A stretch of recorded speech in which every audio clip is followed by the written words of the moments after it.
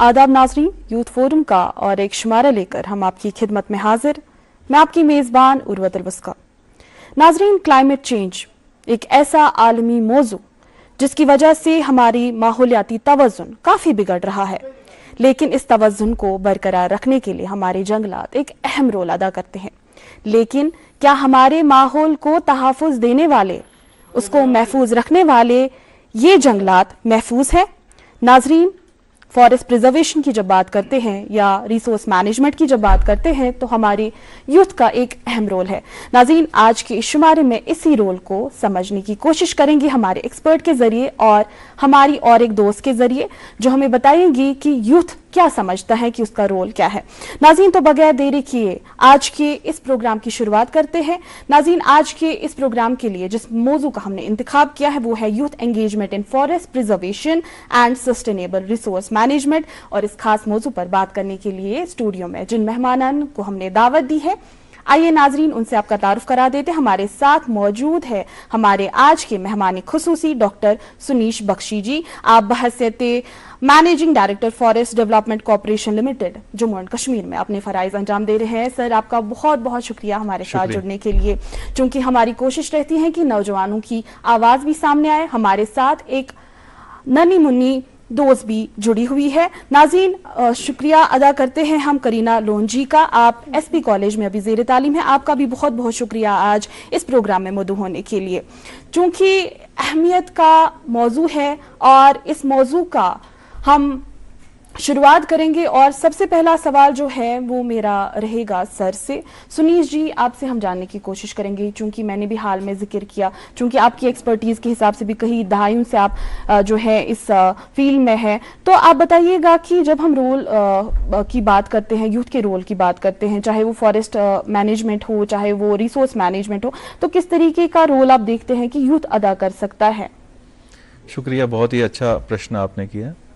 युवा पीढ़ी का बहुत अधिक रोल है फॉरेस्ट के कंजर्वेशन और इन्वायरमेंट के प्रिजर्वेशन के लिए, और आने वाली जितनी भी पीढ़ी है वो निश्चित रूप से अगर हम फॉरेस्ट का प्रिजर्वेशन या इन्वायरमेंट का प्रिजर्वेशन कंजर्वेशन नहीं करें, प्रोटेक्शन नहीं करें वाइल्ड लाइफ का, तो एक बहुत बड़ी समस्या से हमें जूझना पड़ेगा।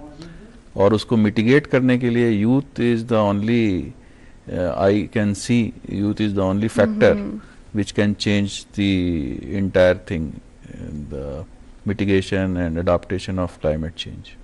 जी सर। सर, आपसे और एक सवाल मेरा यहाँ पे रहेगा।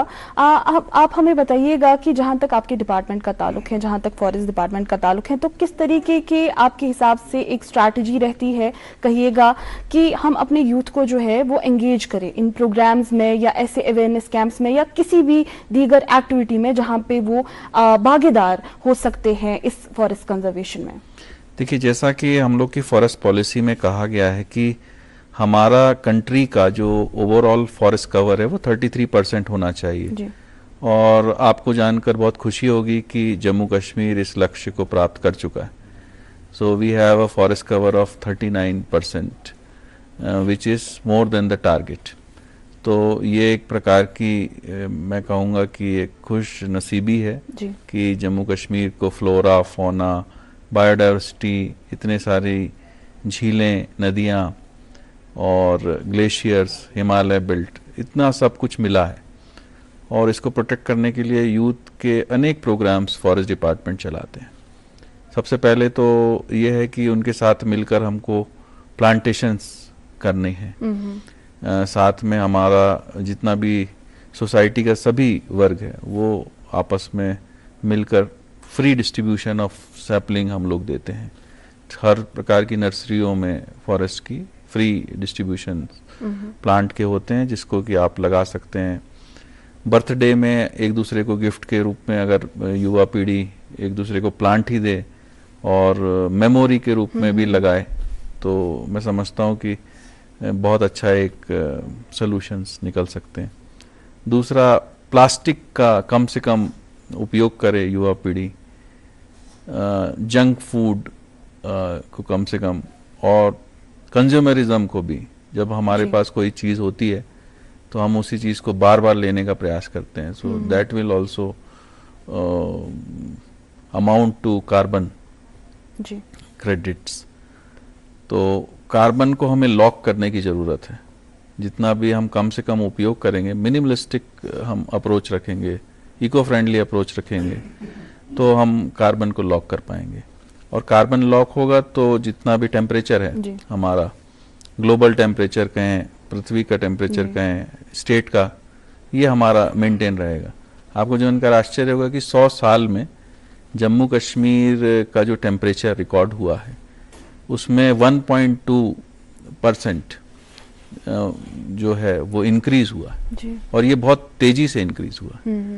सो इसी के कारण जो है ग्लेशियर हमारे पिघल रहे हैं और तमाम जो क्लाइमेट चेंज की जो आपदाएं हैं ये देखने के लिए मिल रही हैं। बहुत एब्रप्ट रेन फॉल हो रहा है, सॉइल इरोजन बढ़ रहा है।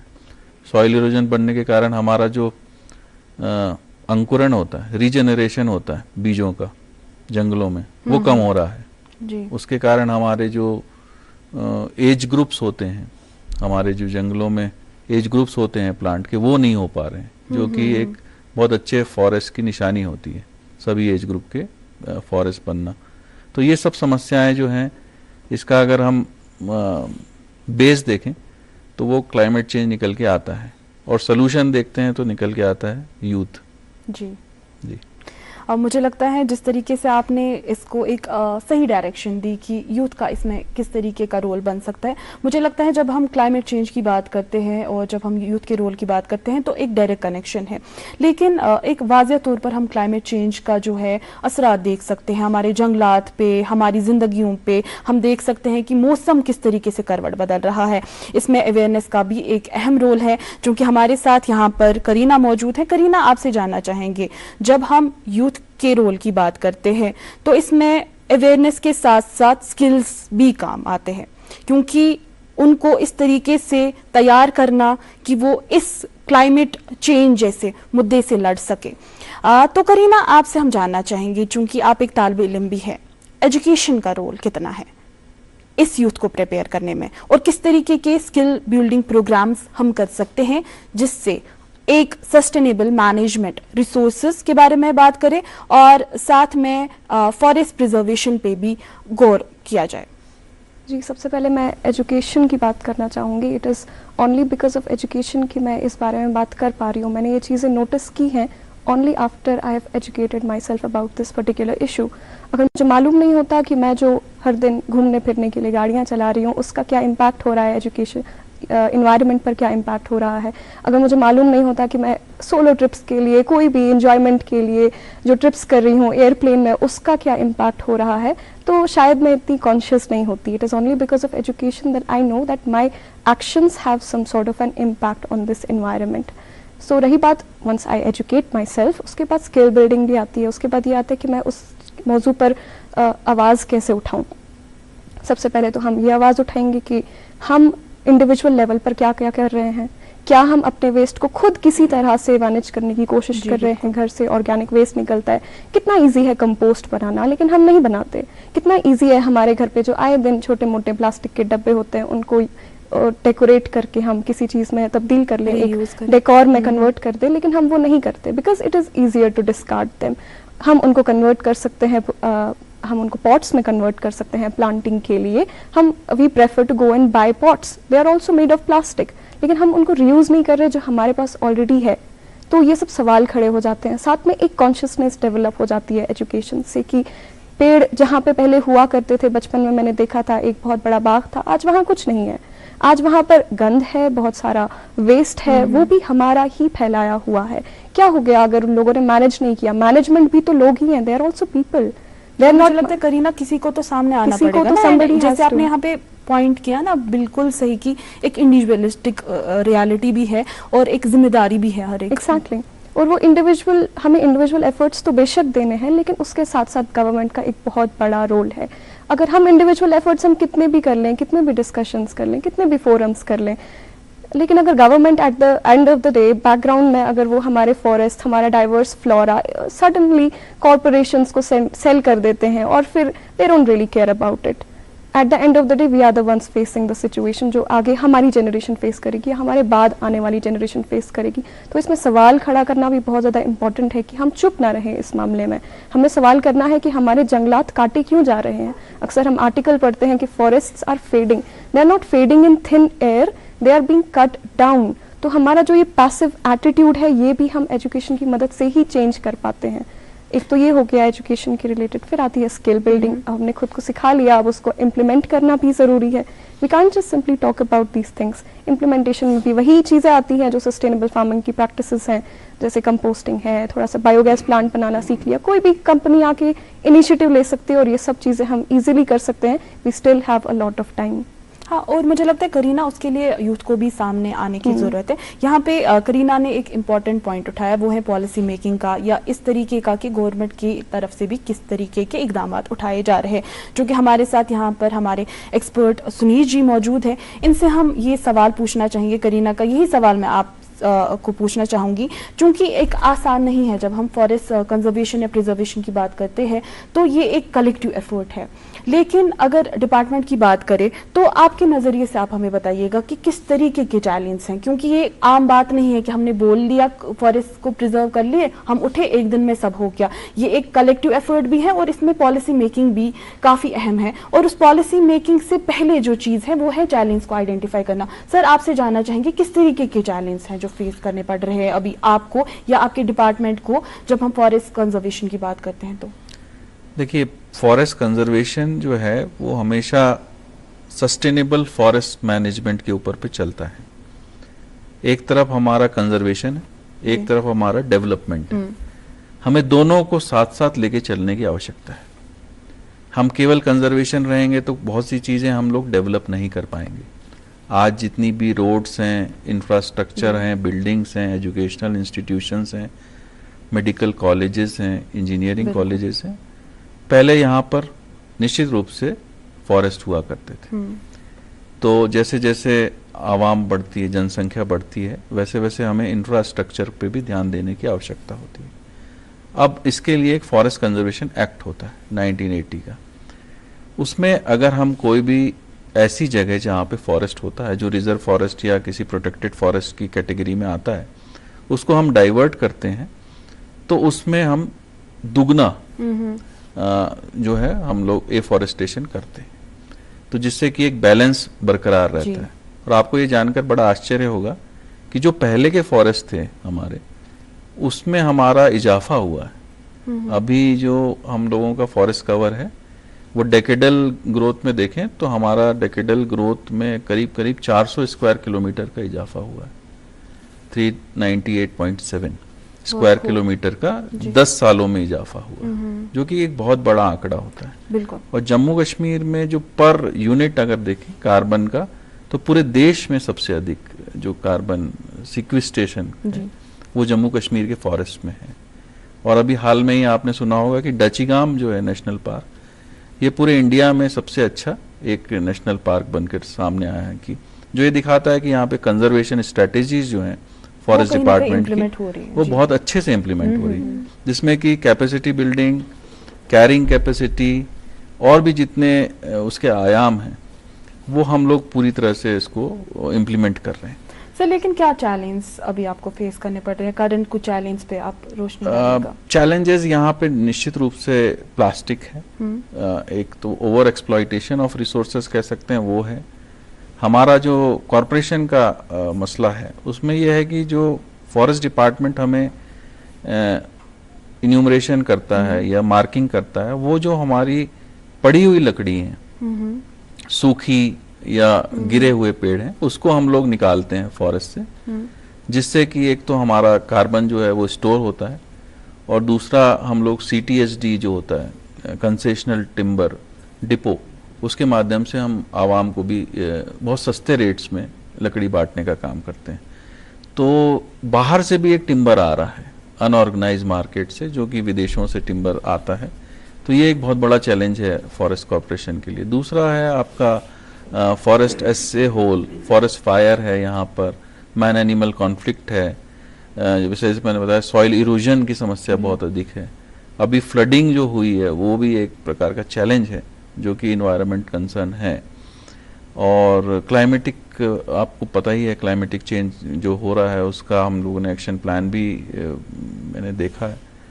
तो इस प्रकार के चैलेंजेस आते रहेंगे, मुश्किल से एक भी कोई सेक्टर ऐसा नहीं छूटेगा जिसमें कि क्लाइमेट चेंज का फर्क ना पड़े। बिल्कुल, चाहे वो एग्रीकल्चर हो, चाहे हॉर्टिकल्चर हो, चाहे फॉरेस्ट्री हो। और बिल्कुल एविडेंट चीजें हैं Yes. जो एक आम इंसान भी बोल सकता जी, है कि जी। ये इस क्लाइमेट चेंज का कितना बुरा असर पड़ रहा है। क्योंकि आप जी। देख लीजिए फार्मिंग, आप देख लीजिए कि प्रोडक्शन क्या आ रही है, जी। कितना नुकसान हो रहा है। अभी वॉलनट का हार्वेस्टिंग चल रहा है तो बिल्कुल। कितना कम प्रोडक्शन आता है, उस वजह से डिमांड भी जो है वो भी हो जाता है, इम्बैलेंस हो जाता है।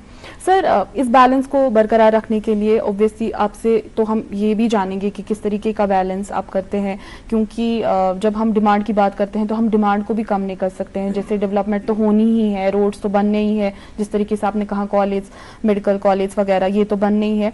तो इस बैलेंस पर भी हम बात करेंगे, लेकिन उससे पहले करीना आपकी तरफ मैं रुख करना चाहूँगी। आपसे मैं जानना चाहूँगी, जब हम करियर ऑप्शंस की बात करते हैं तो हमारे पास दीगर करियर ऑप्शंस हैं, लेकिन अगर ये करियर ऑप्शंस ऐसे हो जिस वजह से हमारा माहौल बच सके, जब हम इको टूरिज्म की बात करते हैं या सस्टेनेबल फार्मिंग की बात करते हैं, तो कैसे आप देखते हैं कि किस तरीके से ऐसे करियर ऑप्शंस को बढ़ावा मिलना चाहिए कि ज़्यादा से ज़्यादा यूथ इसकी तरफ बढ़े?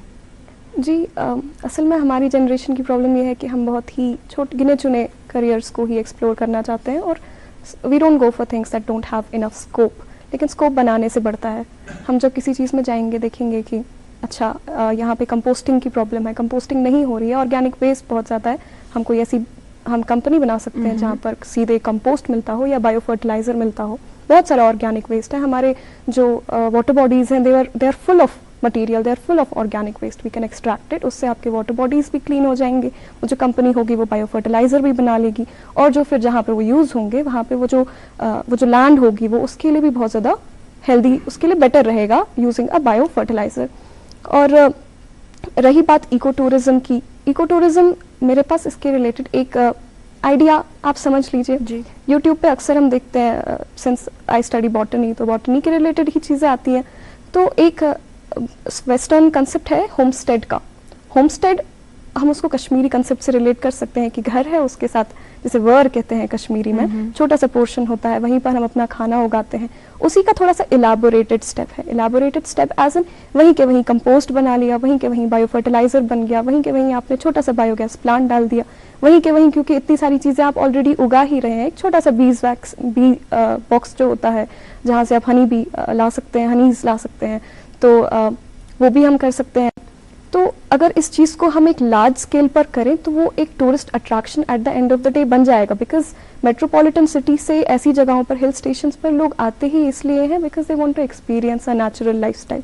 तो जब वो नेचुरल लाइफस्टाइल देखेंगे तो वो एक तरह से एक साइट ऑफ अट्रैक्शन भी बन जाएगा और हमारा भी करियर बूस्ट बन जाएगा। हमें एंटरप्रेन्योरशिप आप इसको कह लीजिए, ऐसे हमें स्टेप्स लेने पड़ेंगे इस डायरेक्शन में particularly, because we have ample resources but हम उसका सही इस्तेमाल नहीं करते। कहीं पर हम ओवर एक्सप्लॉयटेशन कर रहे हैं, कहीं पर हम यूज़ ही नहीं कर रहे हैं। तो इस चीज़ को पहले स्टडी करना, इस चीज़ का utilization, all of this is very important. मुझे लगता है ये एक बेटर करियर ऑप्शन भी रहेगा। और जिस तरीके से आपने कहा कि एंटरप्रेन्योरशिप इसमें कर सकते हैं, एक तो अर्निंग्स भी हो जाएगी, साथ में आप इस तरीके से पैसे कमा रहे हैं कि आपका माहौल भी बच जाता है। क्योंकि इससे पहले सर से हमने बैलेंस के मुतालिक बात की थी, वही सवाल मैं आपसे पूछना चाहूँगी अब, चूँकि काफ़ी सारे चैलेंज हैं, उसमें एनक्रोचमेंट भी एक है या इलीगल लॉगिंग वगैरह होती है, तो किस तरीके से आप वो बैलेंस मेंटेन कर पाते हैं कि एक तरफ से डिमांड तो इतनी ज़्यादा है, फिर कंजम्पशन कितना हो या कितनी लकड़ी जाएगी हमारे जंगलात से, और जिस तरीके से आपने कहा कि यहाँ से आप उतने ही पेड़ और भी उगा रहे हैं, वो चीज़ भी बैलेंस करना, तो किस तरीके से ये बैलेंस जो है ये मेंटेन किया जाता है? देखिए, ऐसा है, इसमें कई सारे लॉज हैं जो कि फॉरेस्ट कंजर्वेशन को पूरी तरह से प्रिजर्व करने का काम करते हैं, फॉरेस्ट रिसोर्सेज को। तो उसमें जैसे मैंने बताया, एक फॉरेस्ट कंजर्वेशन एक्ट है, एक वाइल्ड लाइफ प्रोटेक्शन एक्ट है जी, एक इंडियन फॉरेस्ट एक्ट है और एक इन्वायरमेंटल एक्ट है 1986। तो ये सभी होलिस्टिक रूप से पूरे नेचुरल रिसोर्सेज को कंजर्व करने का काम करते हैं और लिमिटेड यूज़ का काम करते हैं। अगर कोई यूज़ हो भी रहा है तो उसके लिए परमिशन में be granted from either from the centre और द स्टेट।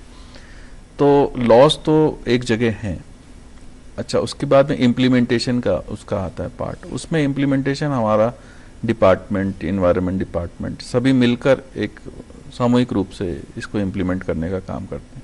इसमें सबसे ज़्यादा इम्पोर्टेंट भूमिका रहती है साझेदारी की, आपस में मिलके, सोसाइटी के साथ मिलके एक जो जॉइंट एफर्ट बोलते हैं उसको, वो आवश्यकता होती है और वो ही जो है मूल रूप से हमारे को सोल्यूशन देने का काम करता है। जैसा रिड्यूस, रिसाइकल एंड रीयूज, ये एक 3 वर्ड है जिसको कि हमें थोड़ा सा ध्यान से सोचना चाहिए। और अभी हमारा, जैसे आपने बताया करीना जी ने, कि हमारा जो यूथ है वो डेफिनेटली पर डे बेसिस पे कार्बन कंजर्व करने का काम कर सकता है। जैसे ही आप उठते हैं तो आप इको फ्रेंडली वे में अपना दिन स्टार्ट करें, लाइट का कम से कम उपयोग करें, सोलर लाइट की तरफ जाएं, ऑर्गेनिक खाद के रूप में जाएं, आप किचन गार्डन में अपना ऑर्गेनिक फूड अपना कुछ करें। फिर अगर आपको जैसे बताया स्टार्टअप अगर यूथ प्लान कर सकता है, अच्छे अच्छे स्टार्टअप इको टूरिज्म के कर सकता है, ऑर्गेनिक प्लांटेशन के कर सकता है, ऑर्गेनिक फूड के कर सकता है। तो इसमें बहुत एम्पल अपॉर्चुनिटी है। माइनर फॉरेस्ट प्रोड्यूस यहाँ पर भरे हुए हैं जम्मू एंड कश्मीर में। यहाँ के जो वो हैं आपके सॉर्ट ऑफ खाने की चीज़ें, हनी है जैसे, आप यहाँ पे मेडिसिनल प्लांट्स हैं, यहाँ पे मशरूम्स हैं, गुच्छी मशरूम्स हैं, और भी चीज़ें यहाँ पे जो बहुत मतलब एंटरप्रेन्योर बहुत अच्छा यहाँ पे स्टार्टअप डेवलप कर सकता है यूथ अगर चाहे तो इसको। तो ये forest department capacity building program भी करता है और किसानों के लिए एग्रो फॉरेस्ट्री मॉडल्स भी डेवलप कर रहा है, सॉइल कंजर्वेशन के काम भी कर रहा है, और प्लांटेशन का, जैसे मैंने बताया कि जंगलों को हम और रिच करना चाहते हैं। अभी हमारा वेरी डेंस फॉरेस्ट जो है वो हमारा कम है। जो सीरीन फॉरेस्ट होता है जो 7.7 के लगभग है, जो हम लोग प्लांटेशन के माध्यम से, कैंपा की एक्टिविटी के माध्यम से, और भी डिफरेंट प्रोग्राम्स हैं उसके माध्यम से कॉलेज और इस यूथ के बच्चों को इन्वॉल्व करते हैं अनेक प्रोग्रामों में। मिनिस्ट्री भी सपोर्ट करती है CSS प्रोग्राम्स, CSS की जो स्कीम्स होती हैं। तो ये सब होलिस्टिक रूप से चलता रहता है, जो शायद सभी को ना पता चले, लेकिन अगर आप उसकी वेबसाइट्स वगैरह देखेंगे तो इसमें पूरे प्रोग्राम्स के डिटेल्स भी रहते हैं। बिल्कुल, मुझे लगता है जिस तरीके से यहाँ आपने जोर दिया ना होलिस्टिक वे में, या आपने कहा कि किस तरीके से ये कलेक्टिव एफर्ट है, मुझे लगता है हर एक को अपनी रिस्पॉन्सिबिलिटी समझनी बहुत ज़रूरी है, चाहे वो डिपार्टमेंट हो, चाहे वो लोग हो, चाहे वो एजुकेशनल इंस्टीट्यूशंस हो, चाहे वो इवन पेरेंट्स हो, क्योंकि पेरेंट्स ही बुनियाद होती है एक बच्चे की। जिस तरीके से आपने कहा कि छोटी छोटी चीज़ें, वही जो ओल्ड मंत्रा हमारा था, रीयूज, रिसाइकल वगैरह, तो इस तरीके की चीज़ें भी बहुत इंपॉर्टेंट है। और करीना, आपसे मैं यही सवाल पूछना चाहूँगी कि जब सर ने भी बात की यहाँ हॉलिस्टिक डेवलपमेंट की या हमारे कलेक्टिव एफर्ट की, तो ये कलेक्टिव एफर्ट किस तरीके से एक जिम्मेदारी में तब्दील हो सकता है, और इस जिम्मेदारी का एहसास किस तरीके से हमारे यूथ को हो सकता है, और क्या रोल हमारा यूथ इस कलेक्टिव एफर्ट में प्ले कर सकता है? देखिए, ये जो कलेक्टिव एफर्ट है ये तब आएगा जब कलेक्टिव कॉन्शियसनेस आएगी, और कलेक्टिव कॉन्शियसनेस हमारी नेचर के साथ तब आएगी जब हम इंटरैक्ट करेंगे नेचर के साथ। पुराने ज़माने की बात कर लेते हैं, लोग ज़्यादातर नेचर में बैठते थे, तो दे हैड दैट कॉन्शियसनेस, वो डेवलप हो गई थी उनके बचपन में ही, फिर उनने बड़े होकर उसको प्रिजर्व करने की भी कोशिश की। लेकिन फिर जब मेरी जनरेशन आई या हमसे थोड़े से पहले वाली मिलेनियल्स या जेन ज़ी की जनरेशन आई, बहुत ही फास्ट पेस थी। बचपन से ही हम स्कूल्स में चले गए, कंक्रीट की दीवारों में बंद हो गए, तो हमने वो नेचर के साथ एक्सपीरियंस नहीं किया, तो वो कॉन्शियसनेस डेवलप नहीं हुई। Just like any other human relationship, when you मतलब आप इंटरैक्ट करते हैं आप उनके साथ, तब जाके एक केयर डेवलप होती है। Because I believe nature is very much living, it's not dead, it's not something, it's not an abstract concept, it is there, it is living and we have to care for it, we live in it, we belong to it। वो जो sense of belonging है वो तभी आएगी जब हम as old customs को हम रिवाइव करेंगे कि नहीं, आपको छोटे मोटे पौधे हर जगह लगा दे, पुदीने का ही क्यों ना हो, हैव अ प्लांट अपने रूम में, कीप समथिंग, रोजमेरी का छोटा सा प्लांट, आपके रूम में खुशबू भी आ जाएगी और आपका रूम खूबसूरत भी लगेगा और आपको अच्छा भी लगेगा, प्यारा लगेगा, ग्रीन लगेगा। तो ये सब कलेक्टिव एफर्ट्स जो हैं ये कलेक्टिव कॉन्शियसनेस से ही आते हैं। आई थिंक करीना, जैसे आपने यहाँ पे जिक्र किया ना कि कॉन्शियसनेस आनी चाहिए और वो जो कनेक्शन बिल्ड होना चाहिए, मुझे लगता है वो बहुत इंपॉर्टेंट है और उस पर बहुत ज़्यादा जोर देने की ज़रूरत है, क्योंकि वो कनेक्शन जब बिल्ड नहीं होगा तो कंपैशन भी उतना बिल्ड नहीं होगा। यहाँ पर आखिर पे सर आपसे एक छोटा सा मैसेज लेना चाहेंगे हमारी ऑडियंस के लिए। मिशन लाइफ जो है वो एक बड़ा इम्पॉर्टेंट फॉर्मूला या सूत्र हमारे प्रधानमंत्री जी ने कॉप के दौरान दिया था। तो उसमें यह है कि एक पेड़ माँ के नाम पे लगाना है अपने, और जो ग्रीन गुड डीड्स हैं, जो छोटी छोटी सी जो मैंने कहा जो चीज़ें हैं, इसकी एक पूरी लिस्टिंग है कि हम एक दिन हम ये भी करें कि हम प्रेस वाले कपड़े ना पहने, एक दिन हम ऐसा करें कि हम उपवास करें, तो इससे काफ़ी रिसोर्सेज बचेंगे हमारे, और साइकिल का उपयोग करें, बहुत सी चीज़ें उसमें लिस्टिंग की हुई है। तो मैं चाहूँगा कि यूथ भी उन चीज़ों को अमल करे, और जैसा कि महात्मा गांधी ने कहा था कि earth has enough for everyone's need but not for anyone's greed. तो ये पूरा जहाँ जो है वो सबकी ज़रूरतों के लिए तो है, लेकिन अगर ओवर एक्सप्लॉयटेशन करेंगे तो हमें कहीं ना कहीं इसका विपरीत परिणाम झेलना पड़ेगा। और बहुत बहुत शुक्रिया आपका हमारे साथ जुड़ने के लिए, बहुत बहुत शुक्रिया करीना हमारे साथ जुड़ने के लिए। नाज़रीन, आपका भी बहुत बहुत शुक्रिया हमारे साथ जुड़ने के लिए, चूंकि सर ने भी जिस तरीके की यहाँ पे मैसेज दी, आइए हम सब मिलके अपने माहौल को बचाए, अपने फॉरेस्ट को बचाए और अपनी जिम्मेदारी को समझे। नाज़रीन, अगले शुमारे में फिर मुलाकात होगी एक नया मौजू लेके, तब तक के लिए हमें अपनी दुआओं में याद रखिएगा। अल्लाह हाफिज।